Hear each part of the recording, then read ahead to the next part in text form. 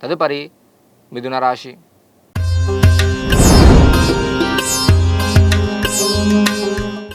మిథున రాశి వారికి అలసత్వము మరి మతిమరుపు వలన సమస్యలు అధికంగా వచ్చే అవకాశం, అంటే అధిక నష్టం జరిగే అవకాశము, మరి ప్రతి పనుల్లో కూడా ఆటంకాలు రావడము, బంధుమిత్ర వైరము, శత్రువృద్ధి, మరి పాప కార్యాచరణ, అదేవిధంగా ఏవైతే పనులు మీకు ముందు వరకు వస్తాయో అవన్నీ కూడా ఆగిపోయే అవకాశాలు అధిక మొత్తంలో ఉన్నాయి. తదుపరి కర్కాటక రాశి.